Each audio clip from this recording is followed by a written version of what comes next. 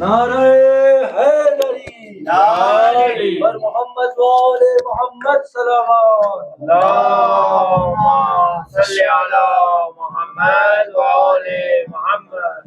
فاتحہ. بسم اللہ الرحمن الرحیم. نعبد وإياك نستعين صراط المستقيم صراط الذين أنعمت عليهم.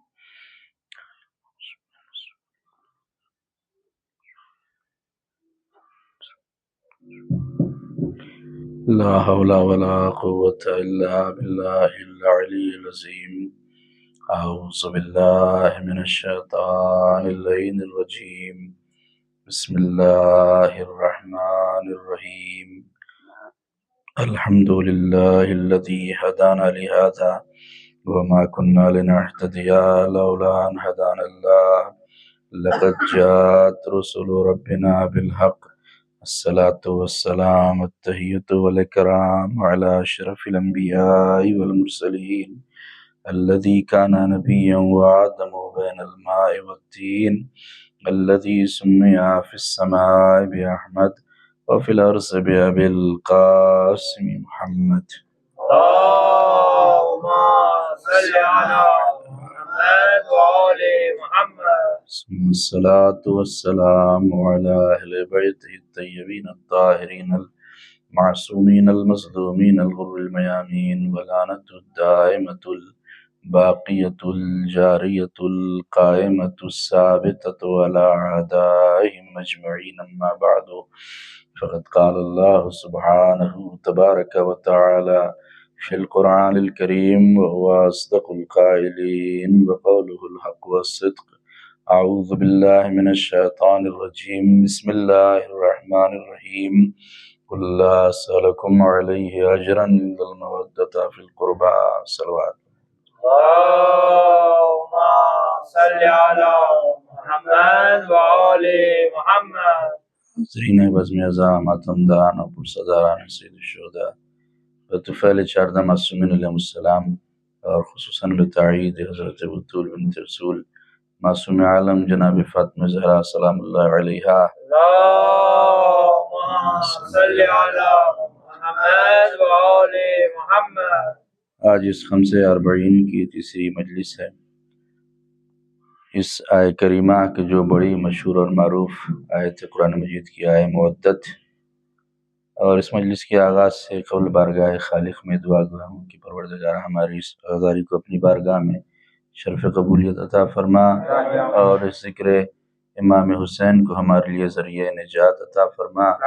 پروردگار ہمیں جو لوگ پریشان حال ہیں ان کی پریشانیوں دکھ اور تکلیفوں کو دور فرما. بے طفیل 14 معصومین علیہ السلام ہمیں جو بے اولاد ہیں انہیں نیک اور صالح اولاد عطا فرما. تمام مؤمنین کے رزق اور روزی میں خیر و برکت عطا فرما. ہم سب کو علم حاصل کرنے کی اور اس پر عمل کرنے کی توفیق عطا فرما. ہمارے والدین کو صحت و سلامتی کے ساتھ عمر طویل عطا فرما. ان کے والدین دنیا سے رخصت ہو گئے، اللہ ان کی مغفرت فرما، ان کی برزخ کی منزلوں کو آسان فرما. پروردگارہ ہم سب کو زندگی کی آخری سانس تک محبت اہل بیت پر اور صراط مستقیم پر ثابت قدم رہنے کی توفیق عطا فرما. ہم سب کو زیارت کربلا نصیب فرما. آخرت میں 14 معصومین کی شفاعت نصیب فرما. پروردگارہ ہمارے مولا آقا ہمارے سید و سردار امام زمانہ کے ظہور میں تعجیل فرما.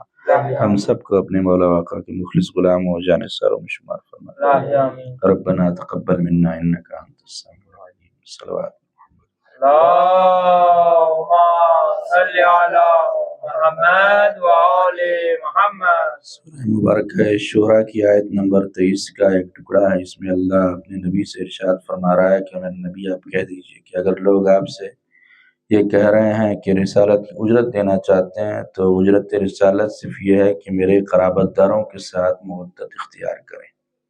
پیغمبر اسلام نے وہ نبی کہ جن کے اشارے سے چاند 2 ٹکڑے ہو جاتا ہے، یا اگر اشارہ کر دیں تو سورج پلٹ کے آ جاتا ہے، وہ نبی مانگتے بھی تو کس چیز کو مانگتے؟ پیغمبر اسلام نے کسی درہم و دینار کا سوال نہیں کیا، بلکہ پیغمبر اسلام نے بڑی لطیف شے اور بڑی آسان سی شے لوگوں سے مانگی، اور وہ ہے مودت، کہ میرے قرابت داروں سے اور میرے اہل بیت سے مودت کرو.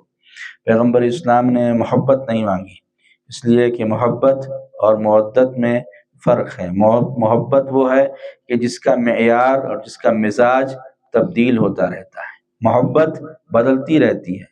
ہمیں دنیا میں اگر دیکھیں تو بہت سے لوگوں سے ہم کو محبت ہوتی ہے، باپ سے بھی محبت ہے، ماں سے محبت ہے، بھائی بہنوں سے محبت ہے، اسی طرح سے ہمیں اپنی اولاد سے بھی محبت ہوتی ہے۔ لیکن محبت کی بات ہوئی تو ایک جملہ یہاں پر عرض کرتے ہیں کہ جتنی بھی محبتیں ہمیں ہیں دنیا میں، دوستوں سے محبت ہے، رشتہ داروں سے محبت ہے، ریلیٹیو سے محبت ہے، ان ساری محبتوں کو اگر آپ دیکھیں تو ان ساری محبتوں میں اگر کوئی ایسی محبت کہ جو بغیر کسی غرض کے کرنے والی ہو، اگر کوئی بے لوث محبت کرنے والا ہو دنیا میں، تو صرف وہ ہمارے والدین، وہ ماں اور باپ ہیں، کہ جن کی محبت کے پیچھے کوئی مقصد نہیں ہوتا، کوئی غرض نہیں ہوتی، بلکہ بے لوث محبت کرتے ہیں والدین اپنی اولاد کے ساتھ۔ لہٰذا یاد رکھیے گا، ماں باپ کو اس لیے ہمیشہ یاد رکھیں، کیوں کہ وہ ماں تھی کہ جب گود میں تھے تو ماں نے یا علی کہنا سکھایا اور باپ انگلی پکڑ کر حلقہ ماتم ملایا۔ لہٰذا اسی لیے ہمارے چھٹے امام جعفر صادق علیہ السلام سے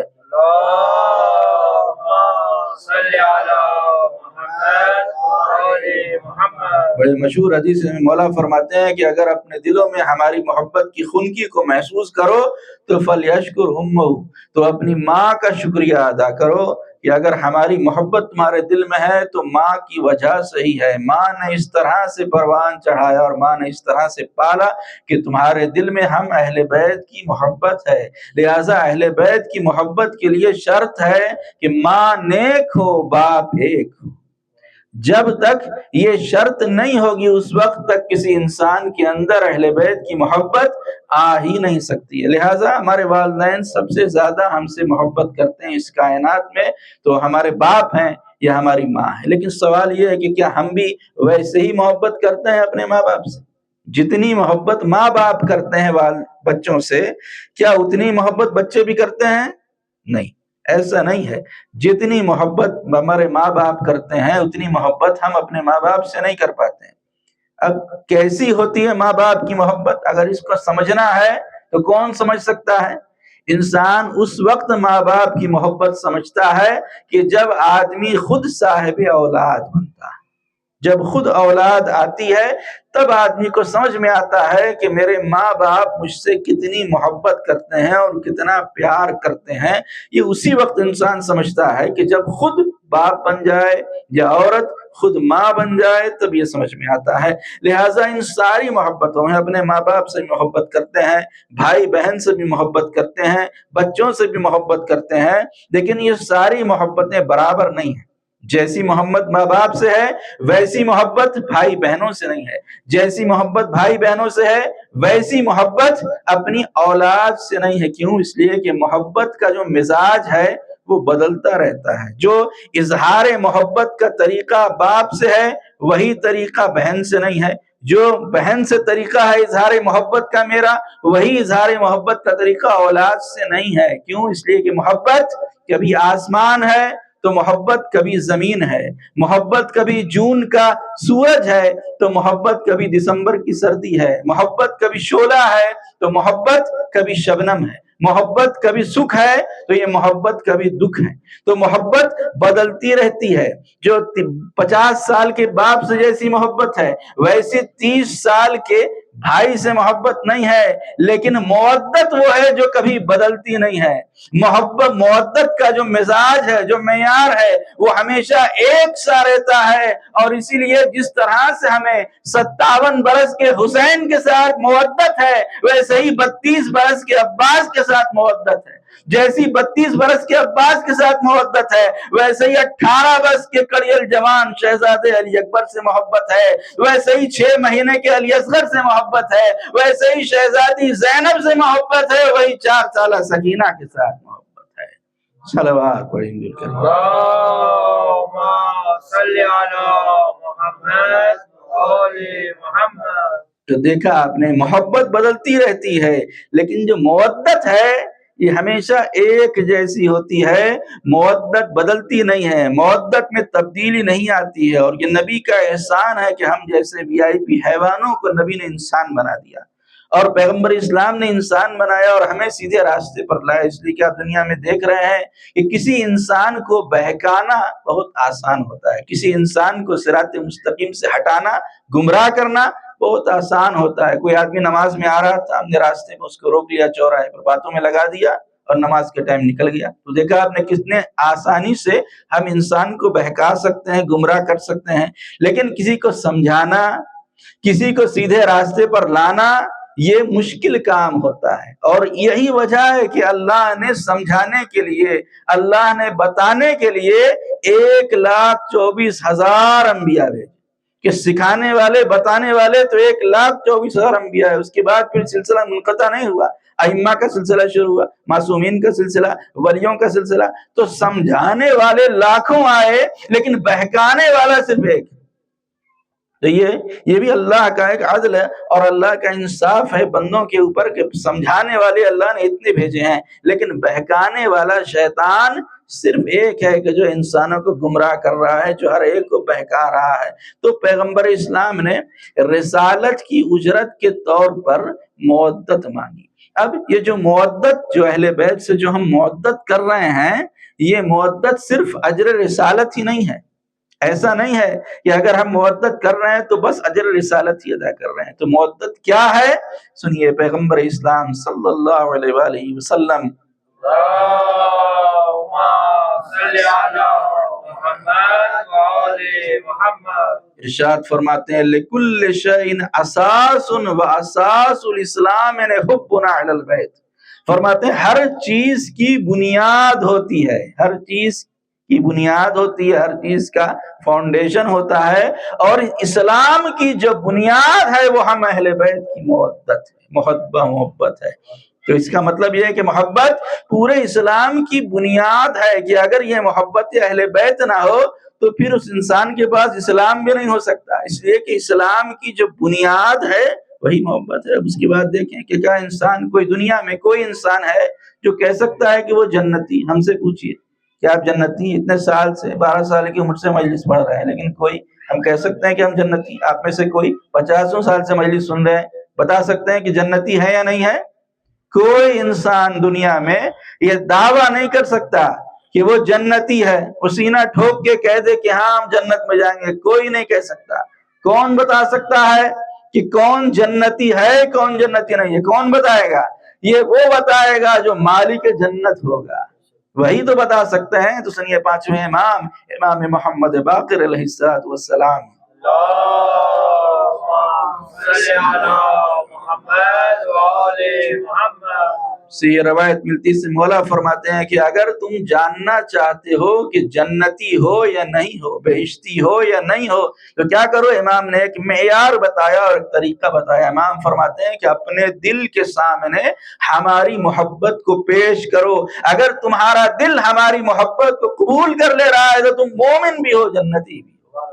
دیکھا محمد وآل محمد صلوات اللہم صلی علی محمد وآل محمد۔ تو اگر اہل بیت کی محبت کو دل قبول کر لے تو سمجھ جائیے کہ وہ انسان جنتی بھی ہے، وہ انسان مومن بھی ہے۔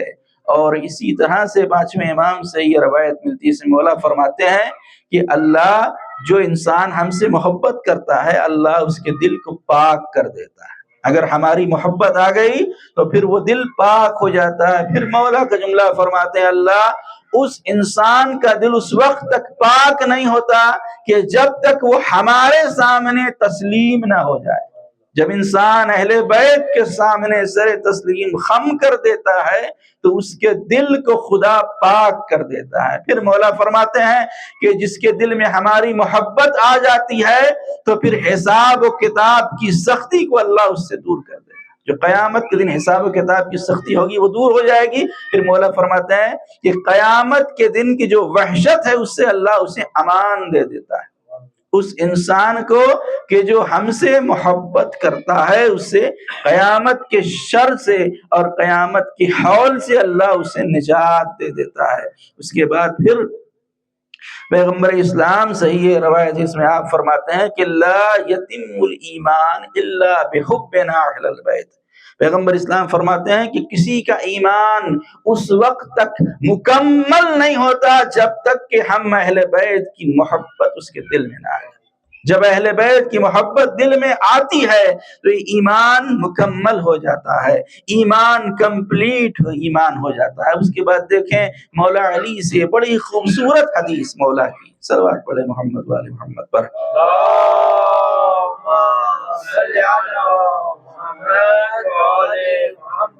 بڑی خوبصورت حدیث مولا نے ارشاد فرمایا، مولا فرماتے ہیں احسن الحسنات حبنا واسوأ السیئات بغضنا۔ مولا فرماتے ہیں نیکیوں میں جتنی بھی نیکیاں ہیں ان ساری نیکیوں میں سب سے بڑی اور سب سے بہترین نیکی ہماری محبت ہے، اور ساری برائیوں میں سب سے بڑی برائی ہماری دشمنی۔ نعرہ حیدری اور محمد وآل محمد صلوات۔ اللہم صلی علی محمد وآل محمد۔ جتنی نیکیاں آپ سوچ سکتے ہیں سوچ لیں، ان ساری نیکیوں میں اگر سب سے بہترین نیکی ہے تو امام فرماتے ہیں ہماری محبت یہی سب سے بڑی نیکی ہے، اور اگر کوئی ہم سے دشمنی رکھتا ہے تو یہی سب سے بڑی برائی یہی ہے کہ اس کے دل میں اہل بیت کی دشمنی ہے، اہل بیت کی عداوت، کینہ اور بغض۔ اسی طرح سے یہ روایت بھی پیغمبر اسلام سے ملتی ہے، اس میں آپ فرماتے ہیں کہ جو شخص ہم سے محبت کرتا ہے، حب اہل البیت، پیغمبر اسلام سے محبت کرنا، خیر من عبادت سنۃ، اہل بیت کی محبت، ایک دن کی محبت اگر کوئی اہل بیت سے کرے تو 1 سال کی عبادت سے بہتر ہے کہ اگر کوئی ایک دن اہل بیت سے محبت کرے۔ پھر آپ فرماتے ہیں اس کے دل میں ہماری محبت ہوتی ہے وہ شخص جنت میں داخل ہو جاتا ہے۔ تو آپ دیکھیں کہ اگر کسی کے دل میں اہل بیت کی مودت بھی ہو اور اس کے یہاں گناہ بھی ہو، جیسا کہ آج کل لوگ سوال بھی کرتے ہیں کہ ہم اہل بیت سے چاہنے والے تو ہم اہل بیت کی بہت زیادہ، لیکن ہمارے گناہ ہیں اور گناہوں سے دامن پور ہے، تو اب کیا ہوگا؟ تو کیا ہم جہنم میں جائیں گے؟ دیکھیں اس روایت کے ذریعے سے، اس حکایت کے ذریعے سے آپ کے سامنے واضح کروں کہ افریقہ کا رہنے والا ایک سیاہ فام غلام تھا، یہیں کا رہنے والا تھا افریقہ کا، لیکن اس نے گناہ کیا، نے چوری کی۔ جب چوری کی تو اس سیاہ فام غلام کو مولائے کائنات امیر المؤمنین علی بن ابی طالب علیہ السلام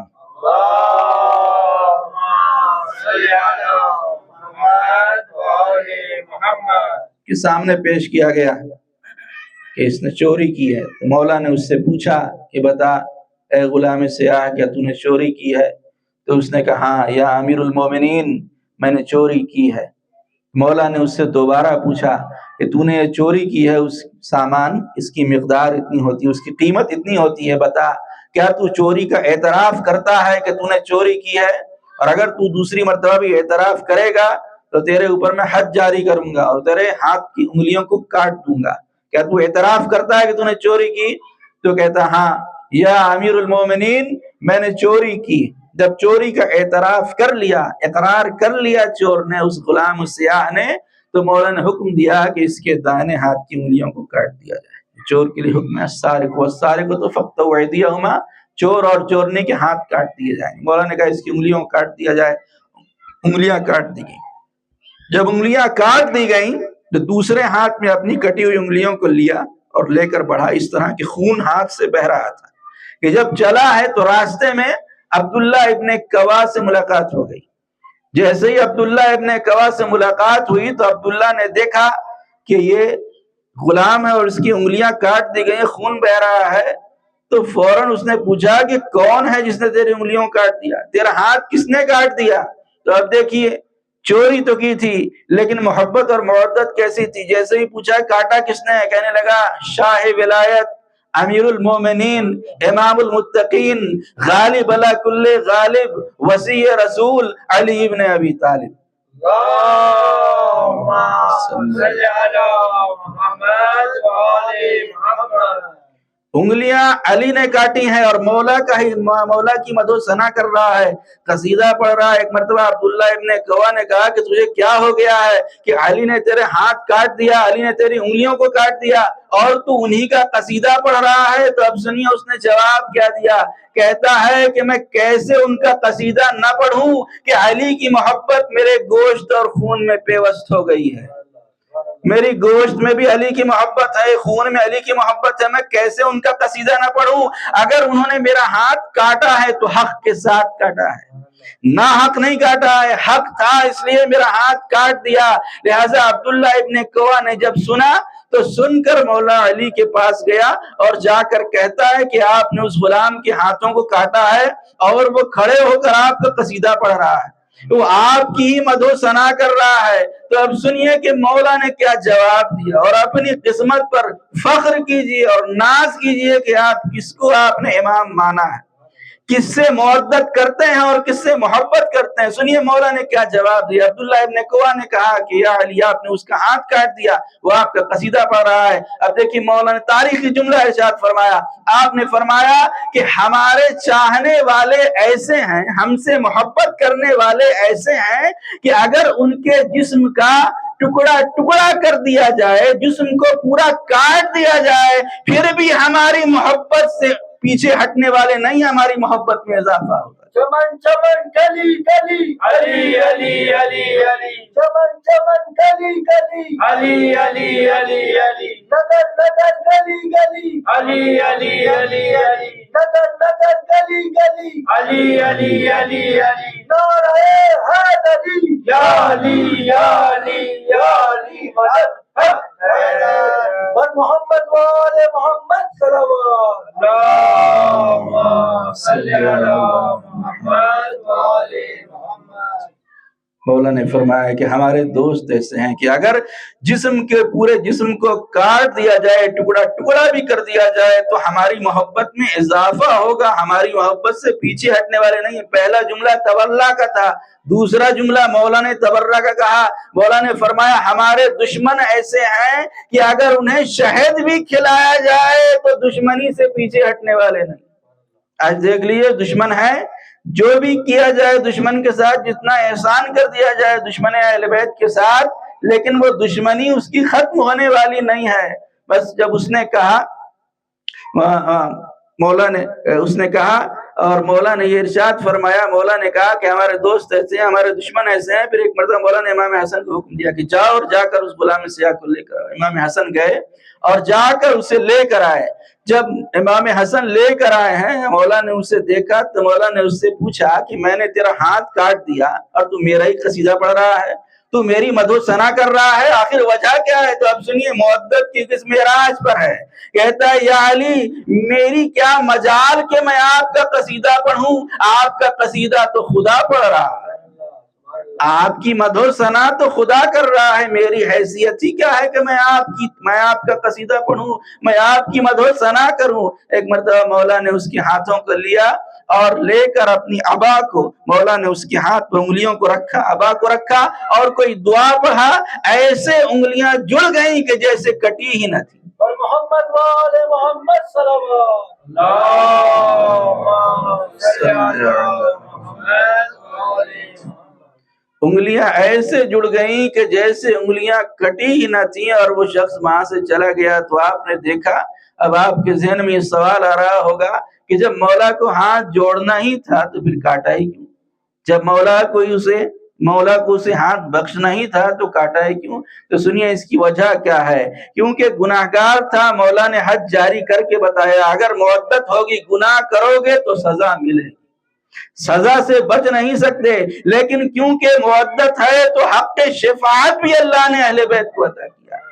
لہٰذا اگر گناہگار بھی ہوگا انسان، اہل بیت کا چاہنے والا، گناہوں کو جھیلے گا، لیکن گناہ کو برداشت کر کے پھر بعد میں وہ جنت تک ضرور جائے گا، کیونکہ شفاعت اہل بیت کرنے والے ہیں، شفاعت کی ذمہ داری بھی اہل بیت نے لی ہے۔ اسی طرح سے بس آخر میں یہ بات عرض کرتے ہیں کہ اگر کوئی اہل بیت سے مودت کرتا ہے تو اس کی جزا کیا ملتی ہے۔ عبدی شاعر تھا عرب کا، اور یہ بیان کرتا ہے کہ ایک دن میری زوجہ نے کہا، میری بیوی نے کہا کہ امام جعفر صادق علیہ السلام اللهم صل على محمد وآل محمد کی زیارت کو بڑا عرصہ گزر گیا، مدت گزر گئی. میری بڑی دلی خواہش ہے کہ چلو اس سال ہم حج کرنے چلتے ہیں، اور جب مکے سے لوٹیں گے تو مدینہ ہمارے آقا کی خدمت میں شرف یاب ہوں گے، ان کی زیارت سے مشرف ہوں گے. تو جیسے ہی بیوی نے کہا تو شوہر کہتا ہے کہ میرے پاس خدا کی قسم میرے پاس کوئی خرچ سفر ہے نہیں، جانے کے لیے مکے تک میرے پاس پیسہ ہے نہیں، اور کوئی ایسی چیز نہیں ہے کہ جس کے ذریعے سے ہم حج پر جا سکیں. تو اب دیکھیے کہ اس کی بیوی کتنی محبت کرتی تھی. اہل بیت سے کہنے لگی کہ میرے پاس کچھ لباس ہے اور میرے کچھ زیورات ہیں، جو میری جیولری ہے میں تمہیں دیتی ہوں، جاؤ اور جا کر بیچ دو، میرے زیور بیچ دو، لیکن میں چھٹے امام کی زیارت کے لیے ضرور جاؤں گی. آج دیکھیے کتنے سارے آپ کو 40 میں ملیں گے، بہت غریب لوگ ہیں، پیسے والے نہیں، غریب سے غریب لوگ ہیں جو کسی طرح سے بھی پیسہ اکٹھا کر کے زیارت کے اوپر جاتے ہیں کہ 40 میں جائیں گے، امام حسین کی زیارت کے لیے جائیں گے. یہ کیسا جذبہ ہے؟ یہ جذبہ مودت ہے. یہی مودت ہے اہل بیت کی، کچھ بھی ہو جائے لیکن زیارت امام کے لیے ضرور جائیں گے. لیکن یہاں پر افسوس اس بات کا ہوتا ہے کہ اتنی سوشل میڈیا پر خبریں آتی رہتی ہیں کہ کتنے غریب لوگ تھے، قرض لے کر، زیور بیچ کر، گھر گروی رکھ کر پیسہ دیا ٹور کے قافلہ سالار کو، اور پیسہ لے کے اتنے لوگوں کا پیسہ لے کے بھاگ گیا. کتنے سارے لوگوں کا اب تک نام آ چکا ہے.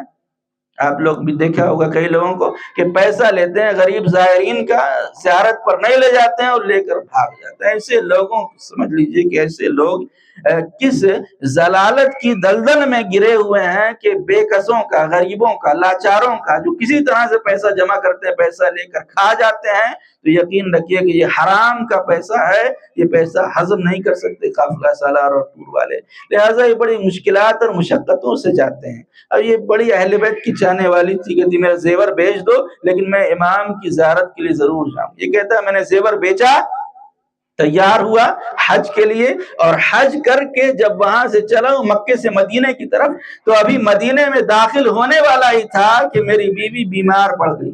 میری بیوی اور ایسی بیمار کہ قریب المرگ، لگ رہا تھا کہ اب دم نکل جائے گا. تو اب کریں کیا؟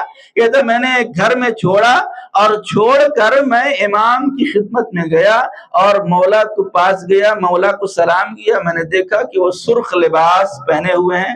جیسے ہی مولا نے مجھے دیکھا تو پوچھا کہ بتا تیری بیوی کی حالت کیسی ہے، اس کی طبیعت کیسی ہے؟ کہتا ہے مولا میں تو نا امید ہو چکا ہوں، اس کی حالت خراب ہے اور لگ رہا تھا کہ بس اب اس کی جان اور روح جسم سے نکلنے ہی والی ہے. مولا نے کہا جا، میں نے خدا سے تیری بیوی کے لیے شفا طلب کی، تیری بیوی کو میں نے شفا دی، جا اور جا کر دیکھ لے وہ نفیس مٹھائی کھا رہی ہے، وہ صحت یاب ہو چکی ہے. یہ کہتا ہے میں دوڑا واپس گیا، اور اب جو جا کر دیکھا کہ جس کی جان نکلنے والی تھی وہ صحت مند بیٹھی ہوئی ہے، کنیز بیٹھی ہے اور مٹھائی کھلا رہی ہے. محمد وآل محمد صلوات اللہم صلی علی محمد وآل محمد. یہ گیا اور جا کر پوچھتا ہے کہ میں تجھے اس حالت میں چھوڑ کر گیا تھا کہ تیری جان نکلنے والی تھی، تو مرنے والی تھی، یہ کیا ہو گیا؟ یہ کیسے ٹھیک ہو گئی؟ کہتی ہے کہ میں مرنے والی تھی، ملک الموت آ چکے تھے کہ میری روح کو قبض کر لیں. اتنے میں میں نے دیکھا کہ ایک بزرگوار سرخ جوڑے میں آئے ہیں، اور ملک الموت کی طرف دیکھ کر کہتے ہیں کہ ملک الموت کیا خدا نے تجھے ہماری اطاعت کا حکم نہیں دیا کہ ہماری اطاعت کر، ہم جو کہیں ویسا کر؟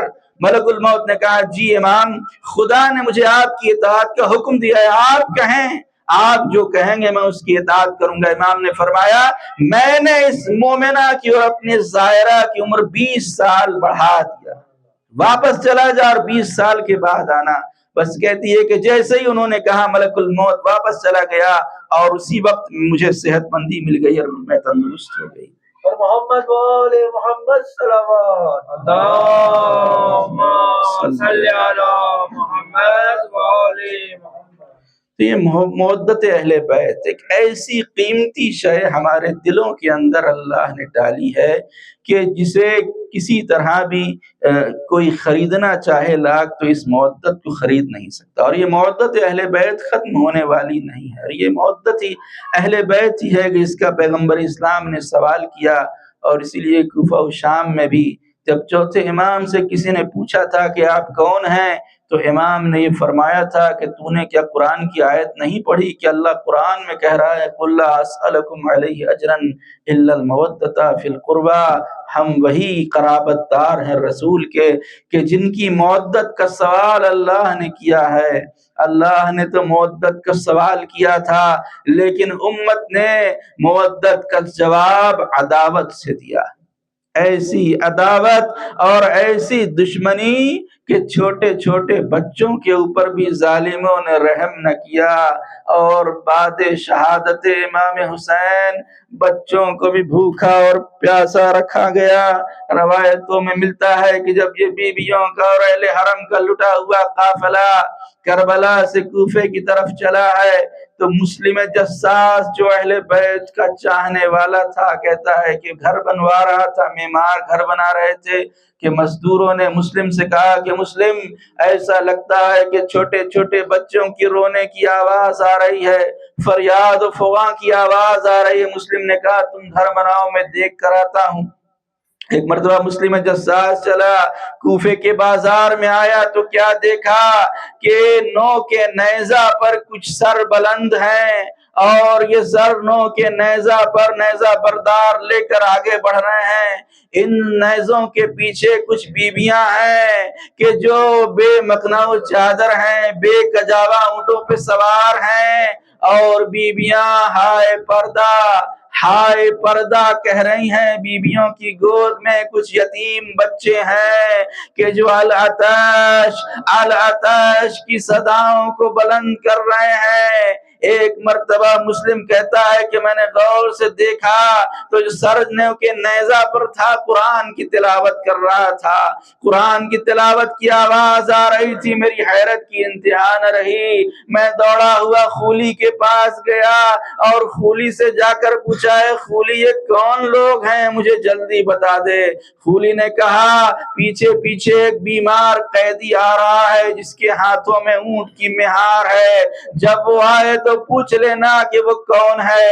ایک مرتبہ مسلم کہتا ہے میں رک گیا, بیویوں کا قافلہ گزرنے لگا اور پھر آخر میں نے دیکھا کہ ایک بیمار ہے جس کے ہاتھوں میں ہتھکڑیاں ہیں, پیروں میں بیڑیاں, گلے میں توقے خاردار اور اونٹوں کی مہار اس بیمار کے ہاتھ میں ہے. میں قریب گیا اور جا کر پوچھا اے قیدی تیرا حسب و نسب کیا ہے. قیدی اپنے حسب و نسب سے آگاہ کر دو, تم کون ہو. جیسے ہی بیمار امام نے دیکھا تو کہا ہے بھائی ہمارے ساتھ زیادہ دیر تک بات نہ کرنا اس لیے کہ شمر ہمیں تازیانے مارتا. جزاکم اللہ خیر الجزا. خدا آپ کو کبھی نہ رلائے سوائے غم امام حسین کے. مولا کہتے ہیں زیادہ دیر بات نہ کرنا, شمر ہمیں تازیانے مارتا ہے. مسلم کہتا ہے مجھے بس اپنا نام بتا دیجئے کہ آپ کون ہیں. ایک مرتبہ امام نے فرمایا انا علی ابن الحسین ابن فاطمہ, میں علی ابن الحسین ہوں. بس جیسے ہی مسلم نے سنا تو کہا محمد مصطفیٰ کی بیٹی فاطمہ کے بیٹے ہیں. امام نے کہا ہاں انا علی ابن الحسین انا زین العابدین, میں ہی تیرا امام زین العابدین ہوں. بس جیسے ہی چاہنے والے نے سنا یہ سن کر ایک چیخ ماری اور بے ہوش ہو کے زمین پہ گر پڑا. جب ہوش آیا مولا کے ہاتھوں کو بوسہ دیا, کہتا ہے مولا مجھے معاف کیجئے گا کہ راستہ بند ہو گیا تھا اس لیے میں کربلا نہ آ سکا. اے مولا اگر کوئی خدمت ہو تو حکم کیجئے, میں آپ کی خدمت میں حاضر ہوں. سنیے چوتھے امام نے کیا کہا. ایک مرتبہ مولا نے کہا ہے مسلم اگر ہو سکے تو کچھ چادریں لا کر ہمیں دے. کچھ چادریں لا کر ہمیں دے دے۔ ایک مرتبہ سوال کرتا ہے مولا چادروں کا کیا کیجئے گا؟ امام نے فرمایا مسلم میں اکیلا قیدی نہیں ہوں، ہمارے ساتھ میری پھوپھیاں زینب ام کلثوم بھی قید ہے، میری ماں رباب ام لیلہ بھی قید ہے، میری بہن سکینہ کبریٰ بھی قید ہے۔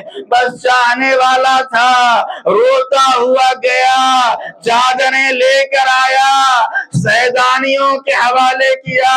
جیسے ہی بیویوں نے چادروں کو اڑا، ظالموں نے جب اس منظر کو دیکھا ہاتھ میں نیزہ لے کر آگے بڑھے، بیویوں کے سروں سے چادروں کو چھیننا شروع کیا۔